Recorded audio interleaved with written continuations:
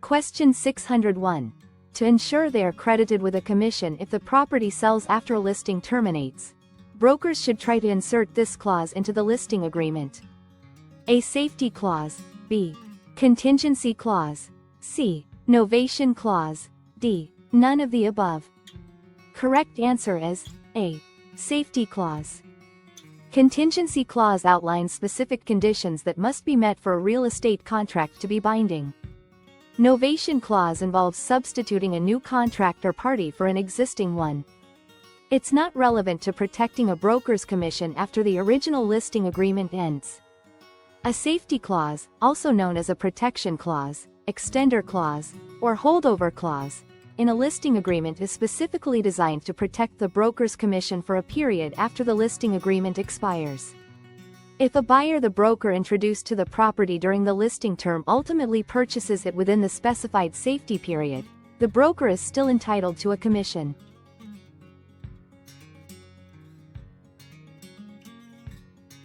Question 602. An improvement's economic life depends on the A. Repair policy of the owner. B. Improvement's age and condition. C. Improvement's use. D. All of the above. Correct answer is D. All of the above. An improvement's economic life depends on the owner's repair policy, the improvement's age and condition, and the use of the improvement. The economic life of an improvement, which is the period it contributes economically to a property's value. Consistent and proper maintenance can extend an improvement's economic life by preventing premature deterioration and keeping it functional and appealing to users. Conversely, poor maintenance can shorten its lifespan. Newer improvements generally have a longer remaining economic life than older ones. The physical condition, reflecting wear and tear and any deterioration, directly impacts how much longer the improvement can remain economically viable. The intensity and type of use significantly affect an improvement's wear and tear and its susceptibility to obsolescence. For example, a heavily used commercial building might have a shorter economic life than a lightly used residential one. Therefore, the economic life is a combination of how well it's maintained, its physical state due to age and wear, and how it's utilized.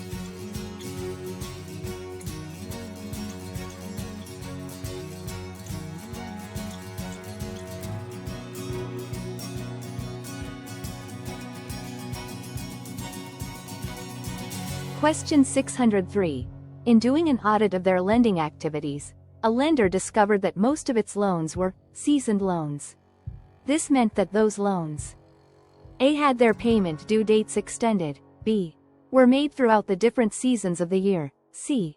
had a history of payments made on schedule, D. had older loan recipients. Correct answer is C. had a history of payments made on schedule. In the context of lending, a seasoned loan refers to a loan that has been outstanding for a period of time and has an established payment history. A positive payment history, where payments have been made on schedule, indicates a lower risk for the lender. The exact time frame can vary depending on the context and the lender, but it's typically several months to a year or more. Here's a breakdown of what seasoned implies for a loan. 1. Established payment history. The borrower has made regular payments on the loan for a certain duration, demonstrating their ability and willingness to repay the debt. 2. Reduced risk. For lenders, investors, a seasoned loan is often considered less risky than a new loan because the borrower has a track record. This payment history provides insights into their creditworthiness and the likelihood of future default. 3. Potential for refinancing or sale. Seasoning can be a requirement for refinancing a mortgage or for lenders to sell the loan in the secondary market. A loan needs to be aged to show its stability. 4. Down payment funds. In the context of a mortgage down payment, seasoned funds refer to money that has been in the borrower's account for a specific period, often 60-90 days. This helps lenders ensure the funds are the borrower's own and not borrowed temporarily. In essence, a seasoned loan has a history that allows lenders and investors to better assess its performance and the borrower's reliability.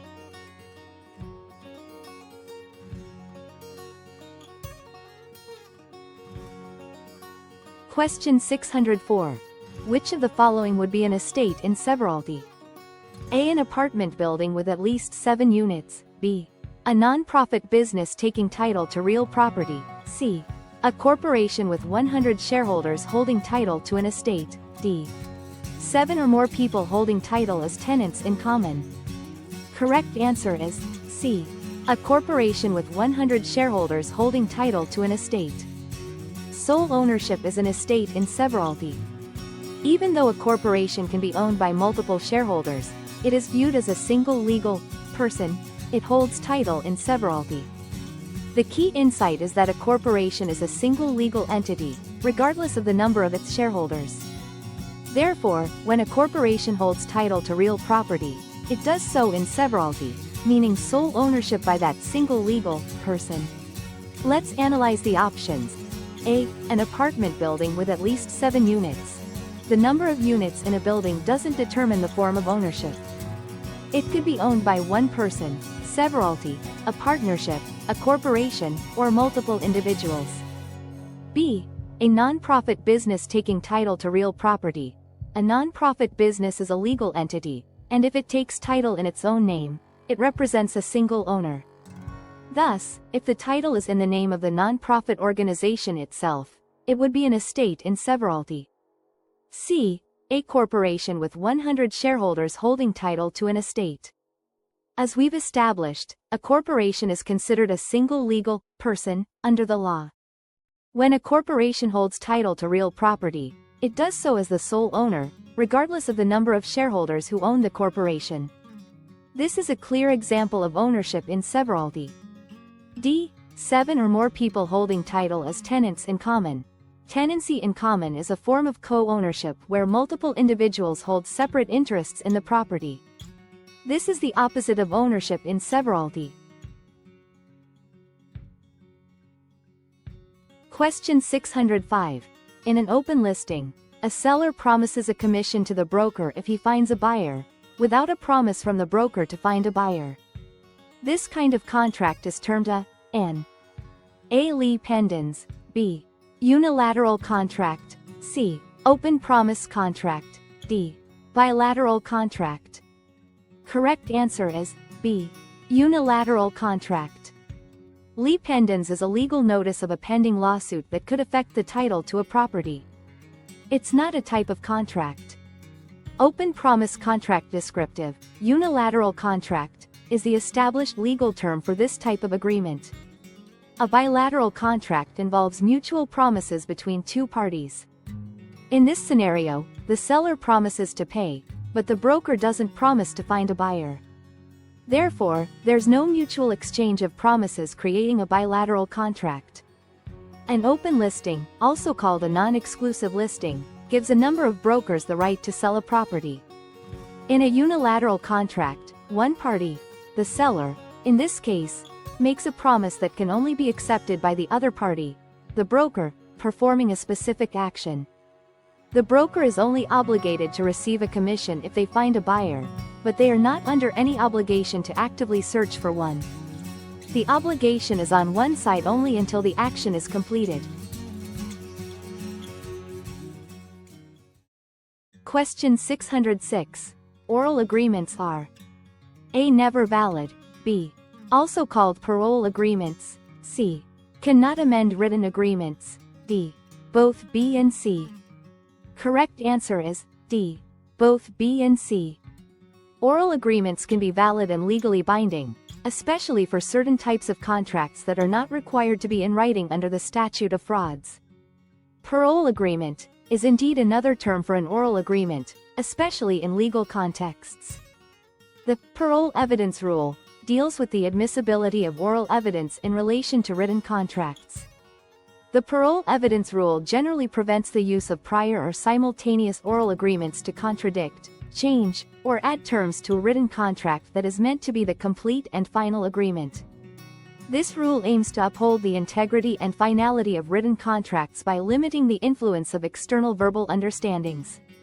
While there are exceptions, oral agreements generally cannot amend the clear terms of a fully integrated written agreement. Therefore, oral agreements are also called parole agreements and generally cannot amend the terms of a complete written agreement.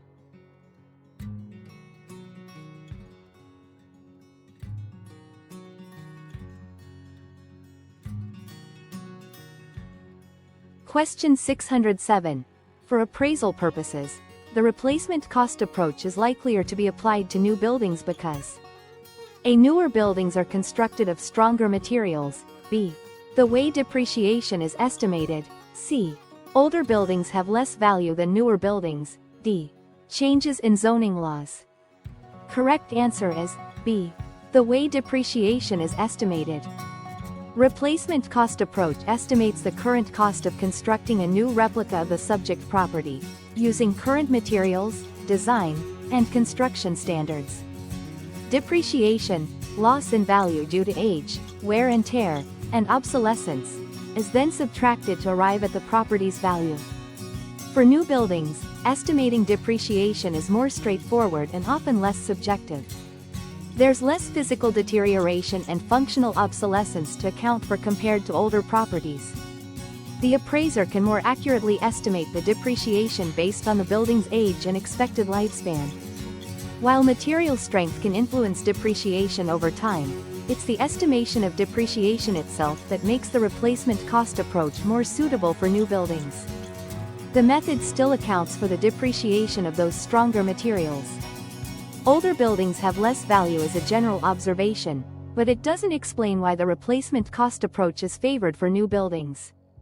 The approach itself aims to determine value, regardless of whether a building is old or new. Zoning changes can affect the value and potential use of a property, but they don't directly influence the applicability of the replacement cost approach. The approach focuses on the cost to rebuild, considering current standards. Therefore, the relative ease and accuracy of estimating depreciation for new buildings make the replacement cost approach a more reliable valuation method for them.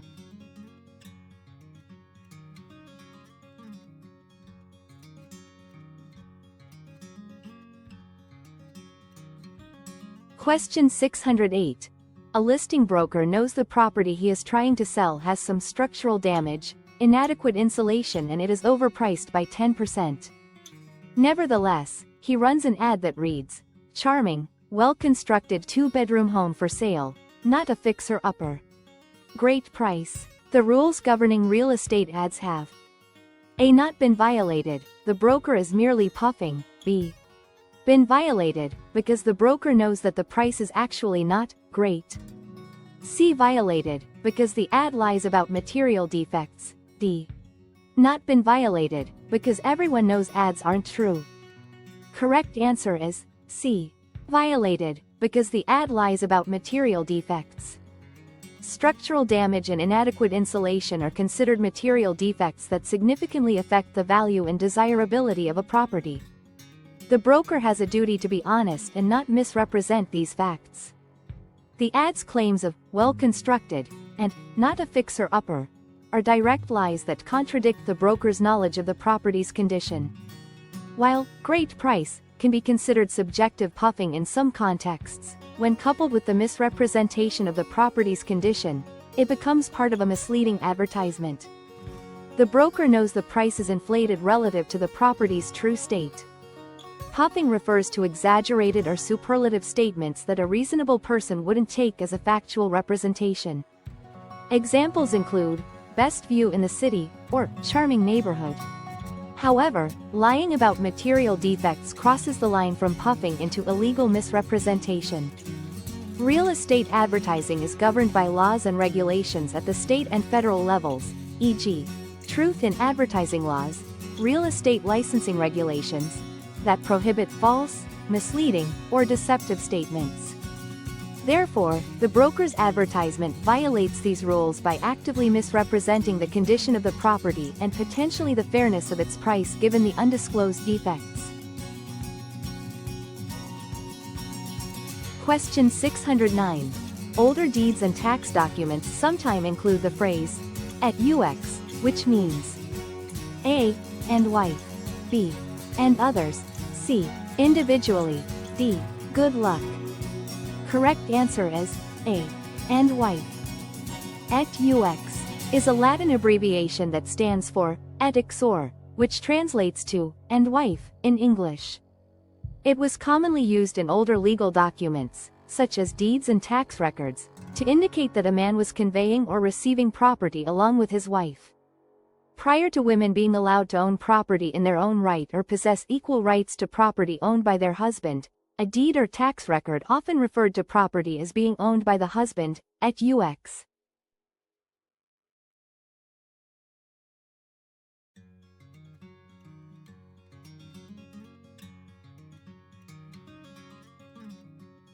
Question 610.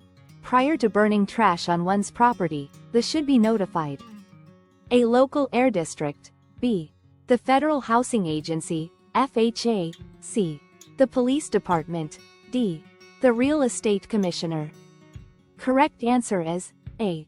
Local air district. Burning trash can release pollutants into the air, and local air districts are the agencies responsible for regulating air quality. They often have rules and permitting requirements regarding open burning to protect public health and the environment. Therefore, to ensure compliance with local environmental regulations and obtain any necessary permits, the local air district should be notified prior to burning trash on one's property. This is especially relevant here in Grover Beach, California, where air quality is a significant concern along the coast. In California, the formal name for this agency is the Air Resources Board of the State Environmental Protection Agency.